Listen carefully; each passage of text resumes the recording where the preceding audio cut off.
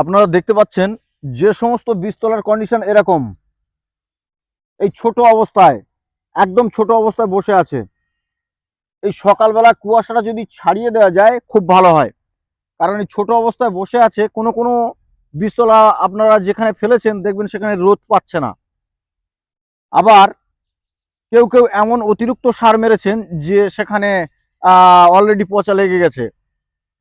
তো এরকম কন্ডিশনে বীজতলা একদম ছোট, আর এই ছোট অবস্থায় থেকে আপনার বড় করতে হবে, সময় সংক্ষেপ, আপনার বড় করতেই হবে।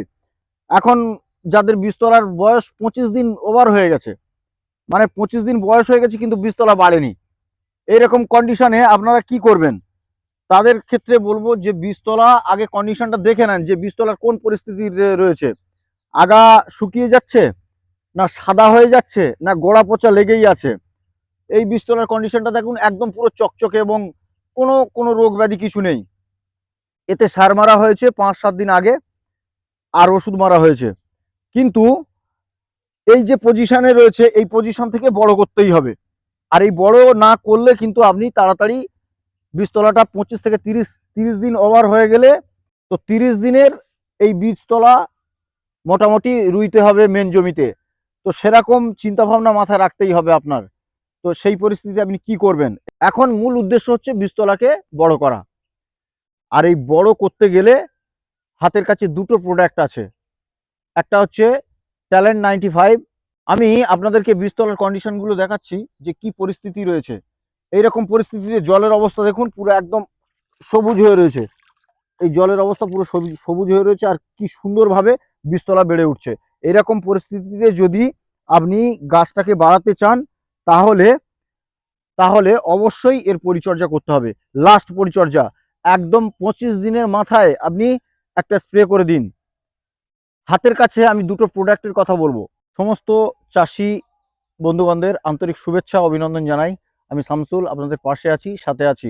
এগ্রিকালচার যে শামসুল চ্যানেলটা আপনারা দেখছেন, সেই চ্যানেলের পক্ষ থেকে আমি আপনাদেরকে নতুন বছরের, ইংরেজি নতুন বছরের আন্তরিক শুভেচ্ছা অভিনন্দন জানাই। প্রত্যেকটা চাষিদের আমি বলবো যে আপনারা যারা বীজতলা পরিচর্যা করছেন, ঠিক সময়ে যদি আপনারা মেন জমিতে বীজতলাটা রোপণ করতে পারেন, তাহলে আপনারা ভরপুর ফসল পাবেন। মানে ঠিকঠাকভাবে আপনাদের পরিচর্যাটা করা হলো। তো বীজতলার পরিচর্যা করতে গিয়ে আপনারা লাস্ট ফিনিশিংয়ে কি করছেন? 25 দিন যাদের বয়স হয়ে গেছে, তলা বাড়ছে না, তলা চুপচাপ বসে আছে, এই পরিস্থিতিতে আপনাদের একটা ওষুধ স্প্রে করতে হবে।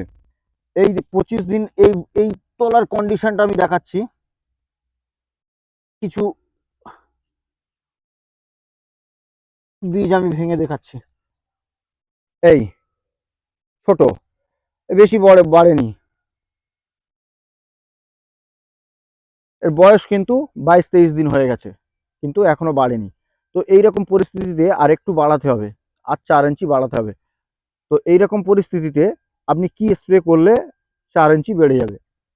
সুতরাং একটা উচ্চ ধরনের প্রোটিন, এই সময় গাছ খাদ্য নিতে পারছে না উপর থেকে, নিচ থেকে তো ঠান্ডা, যে জলটা আছে সেটা হচ্ছে একদম ঠান্ডা, নিচ থেকে খাদ্য সংগ্রহ করতে পারছে না ঠিকঠাক, উপর থেকেও তাই, উপরে সূর্যের আলো ঠিকঠাক পড়ছে না।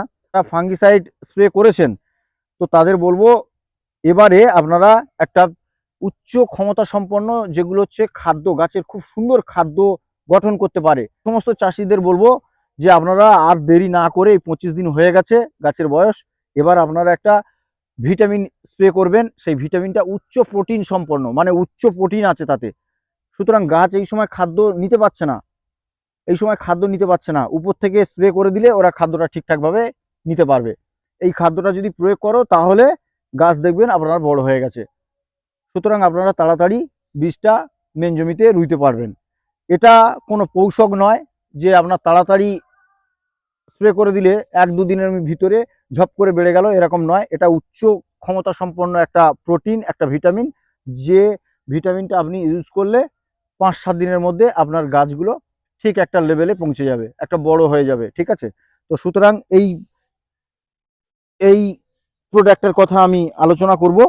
এই প্রোডাক্টের নাম হচ্ছে, আপনাদের দেখাই, এই সেই প্রোডাক্ট, এর নাম হচ্ছে এর নাম হচ্ছে ট্যালেন্ট 95। ট্যালেন্ট 95, এতে আছে হিউমিক অ্যাসিড। এই হিউমিক যুক্ত যে দানা গ্র্যানুলার আকারে আছে, এই 20 গ্রাম নেবেন ড্রামে। আর এর সাথে এই যে পিকআপ প্লাস, ভালো করে দেখে নেন, পিকআপ প্লাস, গুজরাট পেস্টিসাইডের পিকআপ প্লাস। এতে উচ্চ প্রোটিন সম্পন্ন একটা প্রোডাক্ট। লিটারে 2 ml করে দিয়ে যদি ইউজ করতে পারেন এই দুটো একসাথে, এটা লিটারে 2 ml মানে 30 ml দেবেন, ড্রামে 15 লিটারে 30 ml, আর এটা 20 গ্রাম। এই দুটো একত্রে পাঞ্চ করে একবার স্প্রে করুন। পুরো গাছ দেখবেন 5 থেকে 6 দিন বা 7 দিনের ভিতরে আপনার গাছ রোয়ার মতো একটা সিচুয়েশন তৈরি হয়ে যাবে। সুতরাং প্রত্যেকটা চাষিদের বলবো, আপনারা এইটা স্প্রে করুন, এই দুটো একসাথে পাঞ্চ করে মারুন, গাছ পুরো চির সবুজ হয়ে যাবে এবং গাছের কন্ডিশন খুব সুন্দর হয়ে যাবে। আপনারা এইভাবে প্রোডাক্টগুলো ইউজ করুন, খুব সুন্দর কাজ করবে। এই পিকআপ প্লাস আর ট্যালেন্ট 95, এই দুটো প্রোডাক্ট প্রত্যেকটা মানুষ ইউজ করছে, খুব ভালো রেজাল্ট পাচ্ছে। এই সময় এই পরিস্থিতিতে গাছ যাদের একদম ছোট বসে আছে, উঠছে না, এই দুটো একত্রে স্প্রে করে দিন, এই দুটো প্রোডাক্ট একত্রে স্প্রে করে দিন, খুব সুন্দর কাজ হবে, খুব সুন্দর কাজ হবে, 100% কাজ হবে এই সময়, এই ঠান্ডা পরিস্থিতিতে। আপনি একবার ইউজ করে দেখুন, খুব সুন্দর কাজ করবে। আপনাদেরকে বলবো আর দেরি না করে এই প্রোডাক্টটা ইউজ করুন, খুব সুন্দর কাজ করবে। আজকের এই পর্যন্ত, ভালো থাকবেন, নমস্কার।